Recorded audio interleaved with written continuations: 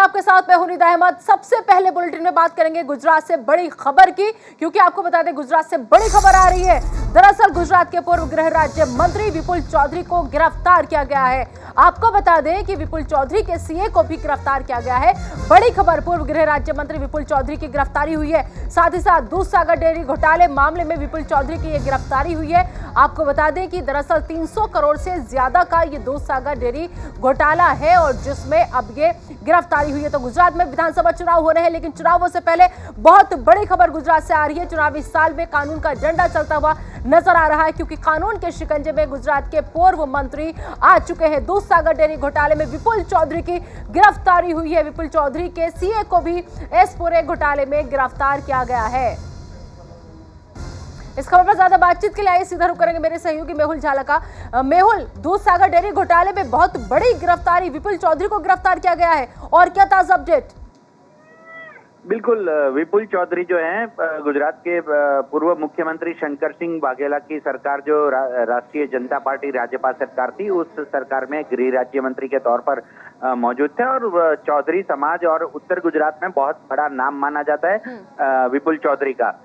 तकरीबन सालों पहले 320 करोड़ रुपए का मेहसाणा की दूधसागर डेयरी के जब उनके पास प्रभार था, उस वक्त का ये घोटाला सामने आया है और एंटी करप्शन ब्यूरो के हवाले ये जांच थी। क्राइम ब्रांच ने कल देर रात उनके घर जाकर विपुल चौधरी और उनके जो चार्टर्ड अकाउंटेंट है शैलेश पारिक, उन दोनों को गिरफ्तार किया गया है और एसीबी को सौंपा जाएगा। गौरतलब है कि विपुल चौधरी आने वाले 2022 के विधानसभा चुनावों को लेकर काफी सक्रिय हो गए थे। उत्तर गुजरात में जगह जगह जनसभाएं भी कर रहे थे, लोगों से मिल रहे थे और अर्बुदा सेना के बैनर के तहत वो कहीं से भी बड़े पैमाने पर अपना दावा ठोक रहे थे चुनाव 2022 का विधानसभा चुनाव लड़ने के लिए।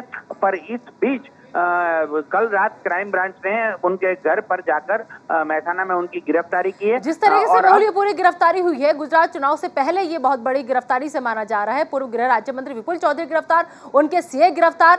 तो उम्मीद करें कि जब बड़े लोगों तक पहुंच रही है ये जांच की आंच, तो क्या कोई और चेहरे, कोई और नाम भी ऐसे हैं जिनकी गिरफ्तारी और हो सकती है आने वाले दिनों में?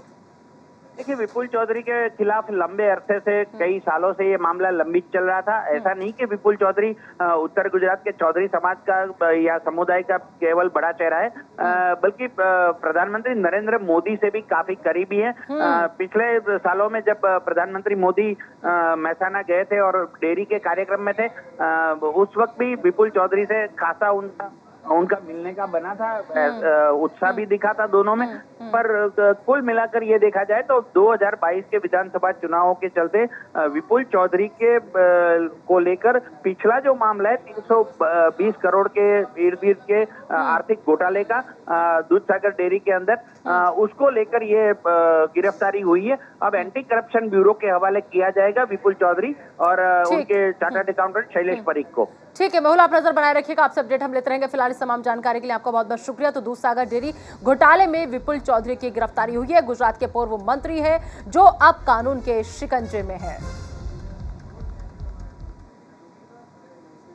और चलिए बढ़ते हैं आगे, अब बात कर लेते हैं उत्तर प्रदेश में मदरसों के सर्वे की। मदरसों के सर्वे के काम में तेजी आ गई है, क्योंकि अधिकारियों ने राज्य के मदरसों का सर्वे शुरू कर दिया है। मदरसों के सर्वे के लिए सूबे के हर जिले में टीम गठित कर दी गई है। लखनऊ में भी अधिकारियों की टीम नवादा के मदरसे का सर्वे करने पहुंची, जहां उन्होंने राज्य सरकार की तरफ से तय की गई बिंदुओं के हिसाब से जांच पड़ताल की।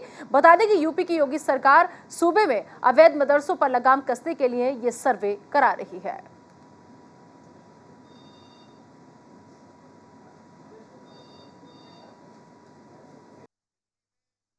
मीटिंग जो है मदन के मुतालिक है और उसका फॉर्म ऑलरेडी आ चुका है। उस फॉर्म के हिसाब से हमने जवाब दे दिया है। नहीं, इस फॉर्म से अलग से कोई सवाल नहीं पूछा गया है। वो जो 11 नुक्ते हैं वो आपको भी मालूम है, फॉर्म सबको जा चुका है और बस उसी के तहत ही सवाल कोई नुक्ता नहीं है। बस उसमें मदरसे की तारीख पूछी गई कि मदरसा कब इस्टेब्लिश किया, कितने बच्चे पढ़ते हैं, कौन सा निसाब आप चला रहे हैं, कोर्स चला रहे हैं, कितने टीचर हैं, बस इसके अलावा और कोई चीज़ नहीं है।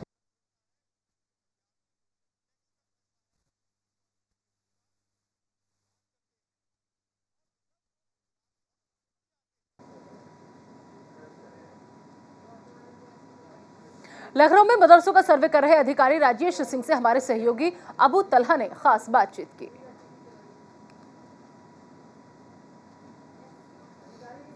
मदरसों के सर्वे कराए जा रहे हैं। हम लखनऊ के नदवा में मौजूद हैं और आप देख सकते हैं जो टीम है वो यहाँ पहुंची हुई है, सर्वे कर रही है। हमारे पीछे आप देख सकते हैं तमाम जो कमरे हैं, जो लाइब्रेरी है, जो रूम्स है, उन सभी चीज़ों की जांच की जा रही है। तमाम जो अधिकारियों की टीम है वो यहाँ पर मौजूद है और तमाम जो इस कॉलेज के प्रशासन के लोग हैं उनसे बातचीत की जा रही है। अधिकारी ही लगभग 1 घंटे से ज़्यादा हो गया है यहाँ पर सर्वे करते हुए। और आपको बता दें कि तमाम जो बाथरूम्स हैं, जो यहाँ की लाइब्रेरी है, क्या व्यवस्थाएं हैं, क्या बुनियाद थी मदरसे की, उन सभी बिंदुओं पे जांच कर रही है। पर अभी तक जो सर्वे में है ये जो अधिकारी बता रहे हैं कि पूरा कॉपरेशन रहा है और यहाँ पर जो स्टाफ है उन्होंने पूरा कॉपरेट किया हुआ है। अधिकारी हैं, हम उनसे बातचीत करते हैं। सर, क्या सर्वे में क्या रहा है? अभी तो देखा जा रहा है, पूरे रिकॉर्ड इनसे मांगे जा रहे हैं, जो अभिलेख देंगे उसके बाद फिर डिसाइड किया जाएगा क्या स्थिति है। अभी तक जो सर्वे हुआ उसमें कॉपरेशन मिला जो अभी तक बहुत अच्छा सहयोग है, जो यहाँ संसाधन है अच्छे हैं, लाइब्रेरी बहुत अच्छी है और उनके फंडिंग और उसके स्रोत वो सब आगे देखे जा रहे हैं। क्या किन किन बिंदुओं पर जांच की गई यहाँ पे? कि इनके भौतिक संसाधन क्या हैं, शिक्षक कितने हैं, कहाँ से एफिलेटेड है, मान्यता प्राप्त है कि नहीं है, कैसे चल रहा है, स्रोत क्या है आय का, ये सब इन सब बिंदुओं पे देख रहे हैं। तो तमाम चीज़ों की जांच की गई, तो क्या उसका लिखित भी आपको दिखाया गया कि हाँ? अभी दिखा रहे हैं, अभी वो दे रहे हैं। अभी तो एक राउंड केवल देखा गया क्या क्या स्थिति है, हमें चाहिए वो रिकॉर्ड अभी आप देखें। ठीक, तो देखिए ये अधिकारी थे जो वो सर्वे कर रहे हैं, उनका कहना है कि पूरी तरह से अभी यहाँ पर कॉपरेशन रहा है। जो यहाँ का स्टाफ था फिलहाल अभी सर्वे कर रहे हैं, जो कागजात है उनकी जांच होगी, उसके बाद जो कुछ निकलकर सामने आएगा। लखनऊ से न्यूज़ इंडिया के लिए अबू तलहा। और इसके ऊपर ज्यादा बातचीत के लिए सीधा अबू तलहा हमारे साथ जुड़ चुके हैं। अबू तलहा का हम रुख करेंगे, हमारे सहयोगी। अबू तलहा, जब आप वहां पर गए, क्योंकि सर्वे टीम जो है वो अब पहुंच रही है जगह जगह और अब इस पूरे काम में तेजी लाई जा रही है, अभी तक कितने मदरसे ऐसे हैं जिनका सर्वे हो चुका है और क्या अधिकारियों से आपकी बातचीत हुई? सर्वे में सहयोग मिल रहा है लोगों का या नहीं? जी देखिए, बिल्कुल अगर आपको बता दें तो उत्तर प्रदेश के तमाम जिलों में कई मदरसों में सर्वे हो चुका था। लखनऊ का ये पहला मदरसा है, नदवा मदरसा, जहाँ पर आज यहाँ सर्वे हुआ। ये लखनऊ का पहला मदरसा है जहाँ पर सर्वे किया गया। 12 बिंदुओं की पर जांच की गई। तमाम जो अधिकारी थे, डीएमओ थे, जो डिस्ट्रिक्ट माइनॉरिटी ऑफिसर हैं, एसडीएम है, तमाम अधिकारी पहुंचे थे। लगभग 2 घंटे उन्होंने यहाँ पूरे मदरसे में सर्वे किया। तमाम जो रूम थे, जो लाइब्रेरी है, जो बाथरूम है, क्या इंफ्रास्ट्रक्चर है, क्या इस मदरसे की बुनियाद है, तो तमाम चीजों पे जांच की गई। हालांकि जो अधिकारी यहाँ पे आए थे वो यहाँ से संतुष्ट होकर निकले हैं। उनका साफ तौर से कहना है कि तमाम जो कागजात उनसे मांगे गए थे यहाँ नदवे के प्रशासन से, उन्होंने पूरे कागजात मुहैया कराए। साथ साथ जो सवाल जवाब किए गए उसका भी जवाब उनको पूरी तरह से सही मिला। फिलहाल सर्वे टीम जो है उनका कहना है कि जो उनकी रिपोर्ट है वो तैयार हो गई है। अब जो उच्च अधिकारी हैं उन तक इस रिपोर्ट को पहुंचाया जाएगा। और रही बात लखनऊ में और भी बहुत सारे मदरसे हैं, तो अब आज ये पहला मदरसा था लखनऊ का जहाँ पे सर्वे हुआ है, तो तमाम लखनऊ के जो और मदरसे हैं उनको भी अब सर्वे किया जाएगा।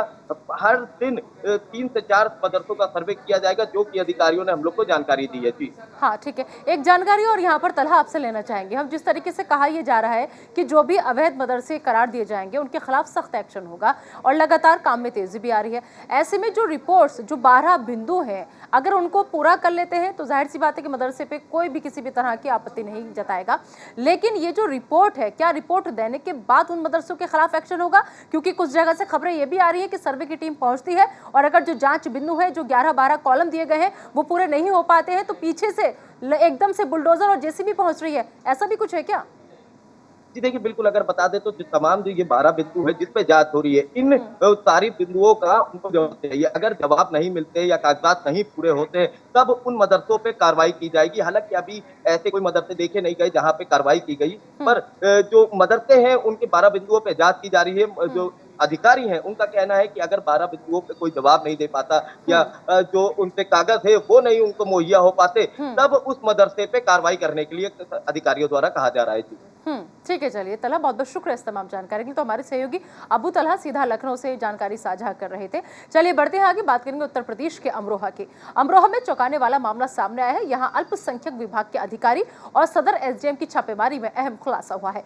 अमरोहा में साल 1999 से मदरसे के नाम पर सरकारी धनराशि लेकर पब्लिक स्कूल चलाया जा रहा था। वहीं छापेमारी में पता चला है कि वहां मदरसे वाली कोई सुविधा मौजूद ही नहीं है। सदर एसडीएम अनिल कुमार ने बताया कि बिल्डिंग की तरफ से 1999 से सरकारी धनराशि ली जा रही थी। उन्होंने बताया कि मदरसों के नाम पर न केवल पब्लिक स्कूल चलाया जा रहा है, बल्कि मदरसा आधुनिकीकरण के नाम पर सरकार से मिलने वाली सहायता राशि भी ली जा रही थी, जबकि यहाँ के बच्चे पब्लिक स्कूल की तरह फीस देते हैं। मदरसा आधुनिकीकरण की योजना के तहत जितने भी मदरसे संचालित हैं उसी की चेकिंग होनी थी। मैंने रैंडम इसी में आया इसके बारे में मैं देख रहा हूं कि MAJ पब्लिक स्कूल यहाँ है और यहीं, जबकि 1999 से इसकी मान्यता है मदरसा अल जाफरिया करके। इसमें इनको सहायता भी मिल रही है। विद्यालय की स्थिति यह है कि जब हम हैं MAJ पब्लिक स्कूल के पीछे बोर्ड लगी है, एक किसी हिसाब से कमरा नहीं कह सकता, बरामदा है, इसी में परिवार रह रहा है, कोई भी कक्ष नहीं है। एक तरह से 1999 से बच्चे को एक भी टीचर नहीं है, न इनके पास टीचर का अटेंडेंस रजिस्टर मिल रहा है। जो हमारे टीचर नियुक्त हैं वो नहीं है, अटेंडेंस रजिस्टर नहीं है, बच्चों के अटेंडेंस रजिस्टर में भी अटेंडेंस भरा नहीं गया है। अभी संस्तुति की जाएगी जो जब तक जितनी इनको सहायता प्राप्त हुई है, किस आधार पर मान्यता दी गई, इसकी पुनः से जांच होते हुए जो भी सरकारी धन का अपव्यय हुआ है उसकी रिकवरी की भी कार्रवाई की जाएगी। आज मेरे द्वारा और SDM सदर के द्वारा संयुक्त रूप से जो गैर मान्यता प्राप्त मदरसे हैं उनकी जांच भी की गई और जो हमारी सर्वे चल रहा था मदरसा आधुनिकीकरण स्कीम के तहत, उसमें एक शिकायत ऐसी मिली कि मदरसे के नाम पर जो है पब्लिक स्कूल चलाया जा रहा है, तो उसकी भी जांच करने हम आज यहाँ आए थे। सब जो चीज़ें हमें दिखाई दे रही हैं वो सब आपको SDM सदर ने बताया भी, सारा क्लियर दिख रहा है। सब पब्लिक स्कूल चला रहे हैं मदरसे के आड़ पर और निश्चित रूप से इसके खिलाफ कार्रवाई की जाएगी। जो भी शासन की तरफ से सहायता मिली है उसकी रिकवरी की जाएगी। दिल्ली में बीजेपी और आम आदमी पार्टी के बीच जब सियासी जंग ऑटो रिक्शा तक पहुंच जाए तो बीजेपी विधायक रामवीर सिंह बिधोड़ी का बयान सामने आता है। बिधोड़ी सिंह ने सीएम अरविंद केजरीवाल को 2 ऑटो गिफ्ट किए हैं। मुख्यमंत्री केजरीवाल को ऑटो गिफ्ट देने के पीछे दलील ये दी जा रही है कि सीएम केजरीवाल जहां भी जाए वो अपनी निजी गाड़ी छोड़कर ऑटो से ही जाए, क्योंकि दिल्ली को छोड़कर जहां भी वो जाते हैं वहां ऑटो में ही सफर करते नजर आते हैं। तो फिर वो दिल्ली में क्यों ऑटो का सफर नहीं करते? जिन 2 ऑटो को सीएम केजरीवाल को गिफ्ट किया गया है उन पर PS यानी पर्सनल सेक्रेटरी टू सीएम और सीएम एस्कॉट यानी सीएम का काफिला लिखा हुआ है। खास बात यह है कि बीजेपी के प्रदर्शन में कई ऑटो वाले भी नजर आए।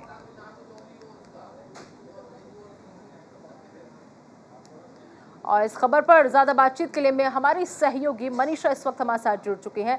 मनीषा, जिस तरीके से ये 2 ऑटो हम देख पा रहे हैं, सबसे बड़ी बात जो है वो ये है कि हमने गुजरात में देखा कि ऑटो को लेकर के काफी हंगामा हुआ था। अरविंद केजरीवाल साहब ये कहते नजर आ रहे थे कि मुझे सिक्योरिटी नहीं चाहिए। अब बीजेपी वही चाह रही है, वो ये कह रही है जब आप बाकी और राज्यों में ऑटो से घूम सकते हैं तो फिर दिल्ली में ऑटो क्यों नहीं?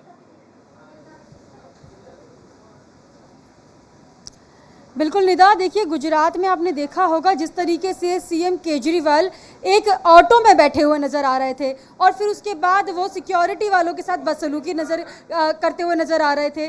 फिर यहाँ पर बीजेपी विधायकों की भी यही मांग है कि अगर आपको सिक्योरिटी नहीं चाहिए, आपको महंगी महंगी गाड़ियों में सफ़र नहीं करना है, तो आप वो जो ड्रामा है वो अन्य राज्यों में क्यों करते हैं, गुजरात में आप क्यों कर रहे हैं?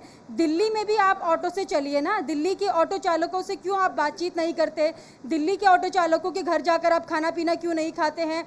और दिल्ली में जितने भी ऑटो वाले हैं वो भी चाहते हैं कि हमारा जो सीएम है, दिल्ली का जो सीएम है, वो उनके ऑटो में एक बार सफ़र करें। तो आप दिल्ली में भी आकर ऑटो से ही चले और ऑटो से ही अपने ऑफिस के लिए निकले। इसीलिए मनीषा, ये गिफ्ट जो बीजेपी की तरफ से आम आदमी पार्टी को दिया जा रहा है, इस गिफ्ट के बाद आम आदमी पार्टी की तरफ से कोई प्रतिक्रिया, कैसा लगा उन्हें ये गिफ्ट?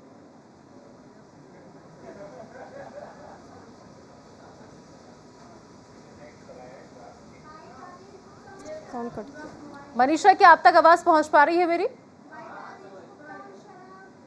चलिए ठीक है, मनीषा से शायद संपर्क टूट गया है। तो दरअसल बाहरी राज्यों में ऑटो से सफर करना केवल दिखावा है, ये कहना है बीजेपी का। और अब दिल्ली के सियासी जंग में ऑटो की एंट्री भी हो चुकी है। तो बीजेपी ने सीएम केजरीवाल को बाकायदा 2 ऑटो भी गिफ्ट किए हैं और बीजेपी ये कह रही है कि जब आप बाहर राज्यों में सफर कर सकते हैं ऑटो में, तो फिर दिल्ली के अंदर क्यों नहीं कर सकते? बाहरी राज्यों में आप दिखावा करते हैं, तो दिल्ली की सियासी जंग में अब ऑटो की भी एंट्री हो चुकी है।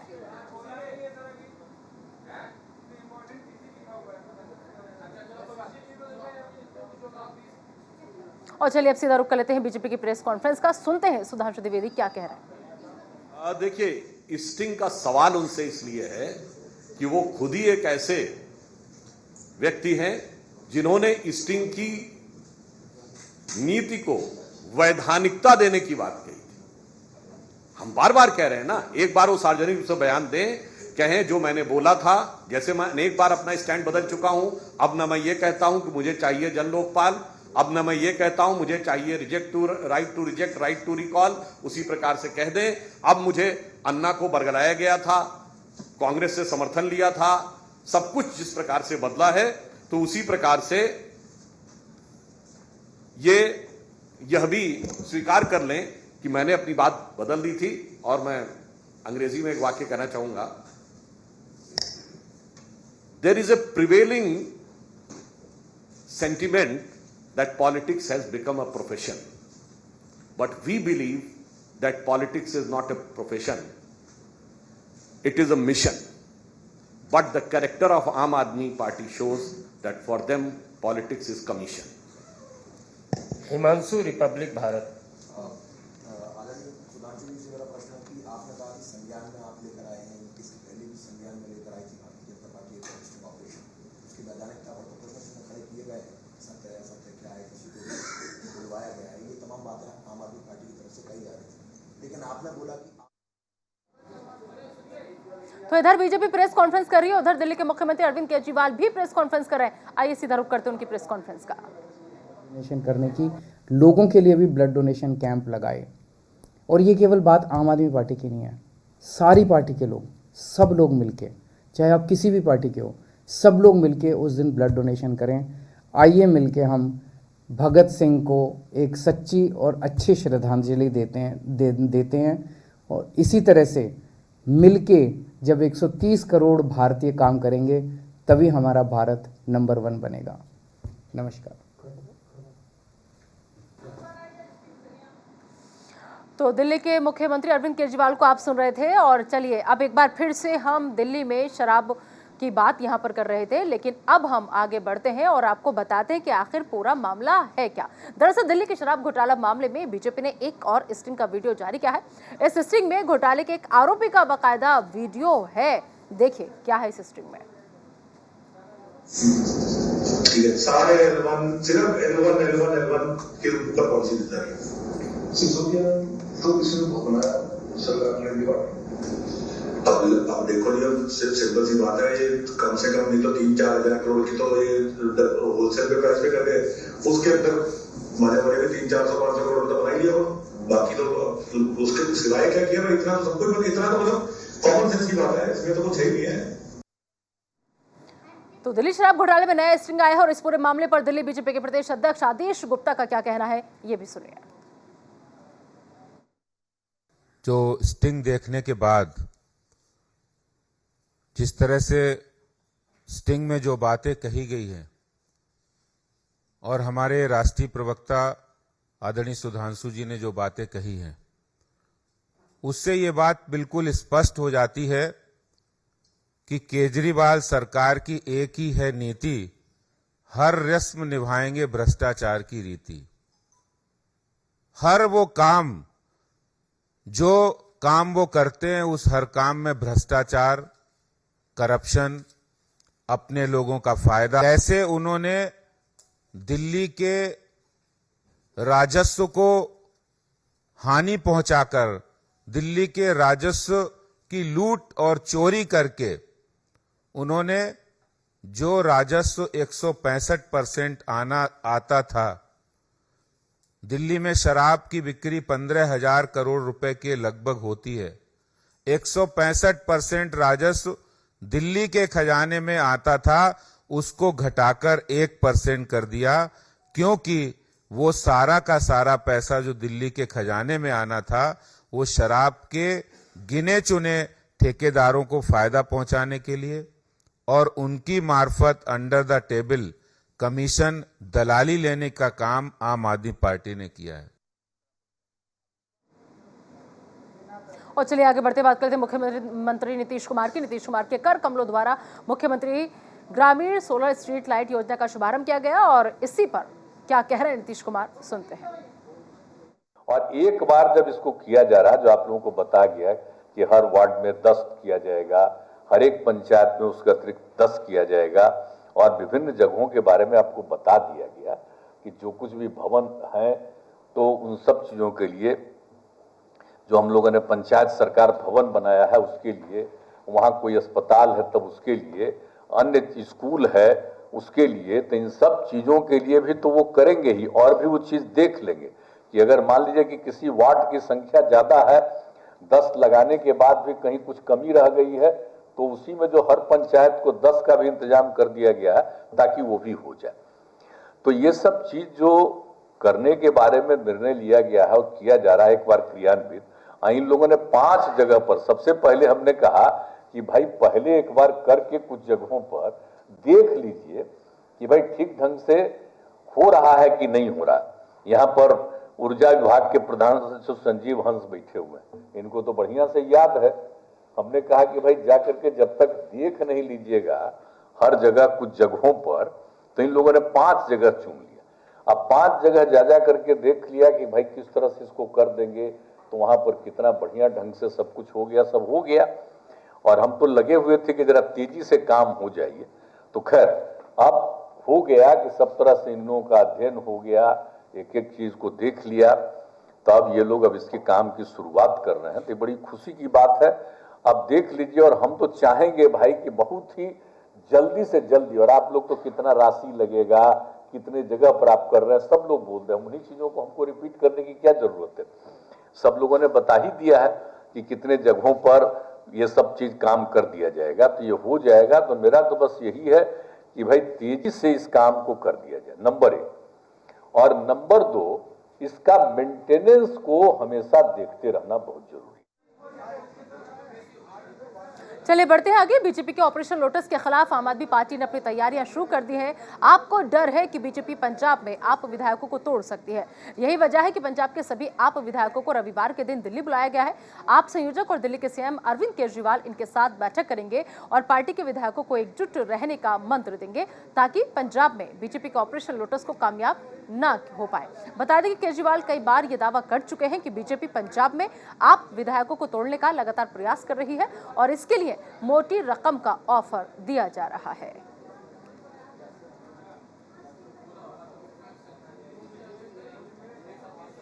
बेगूसराय गोलीकांड में केंद्रीय मंत्री गिरिराज सिंह ने नीतीश कुमार पर निशाना साधा है। गिरिराज सिंह ने इस पूरे मामले में नीतीश कुमार की सरकार को जिम्मेदार बताया है और कहा है कि नीतीश कुमार को मृतक के परिजनों को 1 करोड़ रुपए का मुआवजा देना चाहिए। क्या कर रहे हैं? घटना पर हम जितना बिहार और बेगूसराय की जनता व्यथित है, हम भी अपने व्यथित परिवार को, दुखित परिवार को, और अब चंदन इस दुनिया में नहीं रहा। मैं बार बार कहता हूं कि नीतीश बाबू आप मौन धर्म से तोड़ें और आएं बाहर और चंदन को पहला करें। उसके पास एक बेटी है, गरीब है, इंजीनियर जरूर था, उसे कम से कम 1 करोड़ मुआवजा, 1 को नौकरी दें। जितने घायल हैं उनको 50-50 लाख रुपया दें। नहीं तो नीतीश बाबू आपको कभी बिहार की जनता माफ नहीं करेगी। नबान चलो अभियान को लेकर बीजेपी नेता शुभेंदु अधिकारी ने नबान अभियान को सफल बताया है। शुभेंदु अधिकारी ने अभियान को लेकर कहा कि प्रदर्शन अच्छा रहा, जनता का पूरा समर्थन मिला। वहीं ट्रेन से और पैदल आने वाले 2.5 से 3 लाख लोगों को रोका भी गया। का रोष है, हमारी जितना भी सड़क से आया कार्यकर्ता इंक्लूडिंग मी, सबको रोका। फिर भी 1 लाख से ज्यादा ट्रेन से अपने अरेंजमेंट से ये तीनों प्लेस से आया। जनता का मास मूवमेंट बन गया। करप्शन का खिलाफ, तानाशाही का खिलाफ, तुष्टीकरण के खिलाफ, परिवारवाद का खिलाफ। बिहार में अपराधियों का तांडव कम होने का नाम नहीं ले रहा है। एक के बाद एक घटनाएं सामने आ रही हैं। बेगूसराय के बाद भागलपुर में गोलीकांड हुआ। यहां अपराधियों ने एक कपड़ा व्यापारी की गोली मारकर हत्या कर दी। बताया जा रहा है कि अपराधियों ने इस दौरान 11 राउंड फायरिंग की, जिसमें से 4 गोली व्यापारी को लगी। वारदात भागलपुर के नाथनगर थाना क्षेत्र की है। भागलपुर के नाथनगर में एक व्यापारी की गोली मारकर हत्या करने का मामला सामने आया है। व्यापारी को अज्ञात हमलावरों ने 4 गोलियां मारी हैं। बताया जा रहा है कि हमलावर व्यापारी की हत्या करने के उद्देश्य से आए थे। मामले की जानकारी के बाद पुलिस आगे की जांच में जुट गई है।